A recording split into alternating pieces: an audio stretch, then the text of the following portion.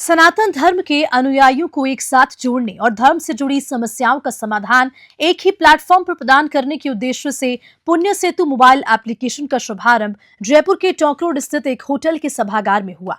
इस एप्लीकेशन का उद्घाटन डॉक्टर निखिल बंसल के नेतृत्व में हुआ और इसका प्रमुख उद्देश्य सनातन धर्म को एकीकृत करना और इसे डिजिटल युग में अधिक सुलभ बनाना है।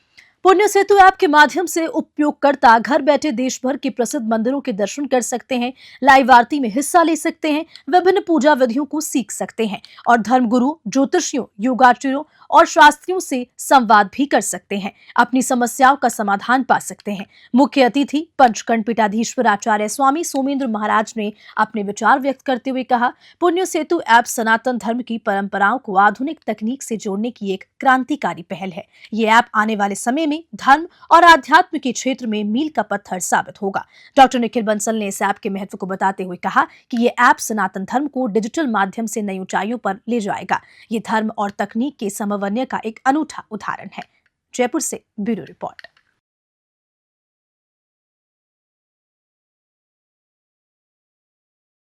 ये एप्लीकेशन मेरी संस्था के थ्रू चालू करी थी। मैंने वैसे चिकित्सा पद्धति में लास्ट 15 साल से काम कर रहा हूँ, देश में और बाहर भी कई जगह मैंने काम किया। जब देश में आया तो मैंने देखा कि सब लोगों के विचार बहुत अलग अलग थे, अलग अलग विचारों के कारण। और कई बार कई जो स्पिरिचुअल लीडर्स हैं उनके कुछ कथ्य होते हैं कि जो बड़े कंफ्यूजिंग हो जाते हैं। तो जो हमारे जो आम जो नए जो पीढ़ी है उनके लिए उसको समझना बड़ा मुश्किल हो जाता है और असल में कौन क्या बोल रहा है। कई बार कई हैं कि जो बड़े स्पिरिचुअल लीडर्स के सिवा जो और भी हैं वो कई बार बात कर रहे होते हैं। कई बार जो उनके अनुयायी हैं उनको वो पूरी सरलता से समझ में नहीं आता। अभी हम देखें तो दुनिया में ऐसी कोई भी एप्लीकेशन या वेबसाइट नहीं है। तो ये दुनिया की पहली एप्लीकेशन है जहाँ पे हम लोग जितने भी स्पिरिचुअल लीडर्स हैं, जो गुरु हैं, संत हैं, आश्रम हैं, उनको हम एक ही जगह लेके आ पाएँ।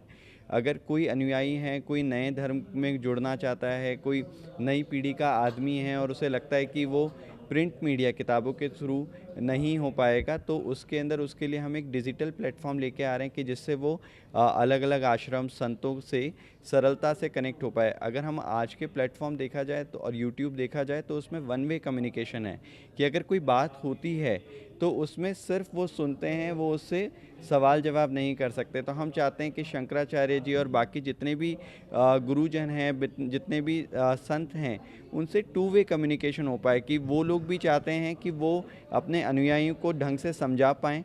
अगर उनके कोई प्रश्न हैं, कोई सवाल हैं तो उनको वो जवाब दे पाएँ।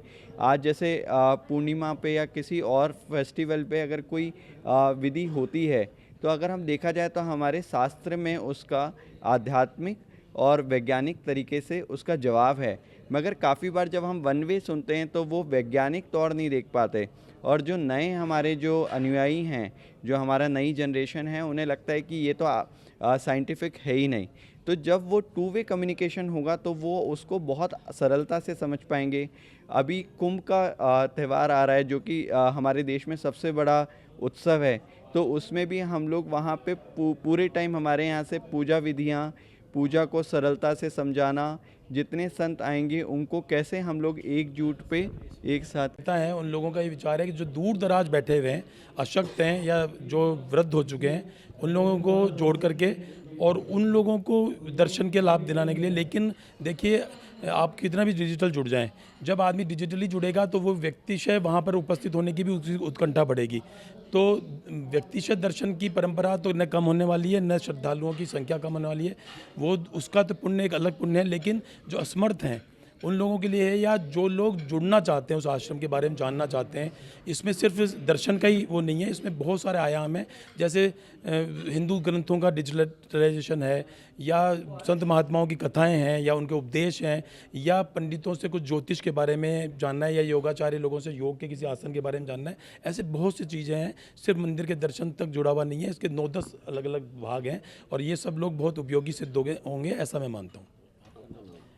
मैं पंचखंड पीठाधीश्वर एक अच्छा माध्यम है किसी भी चीज़ को एंड यूज़र के तक पहुंचाने के लिए, स्पेशली वो चीज़ जब पुण्य, धर्म, सनातन, इन सभी ज़रूरी चीज़ों को जो हमारी ज़िंदगी के सकारात्मक पहलू हैं, अगर उनको एक धार्मिक व्यक्ति तक पहुंचाने का अगर ये प्रयास किया गया है तो ये बेहतरीन प्रयास है।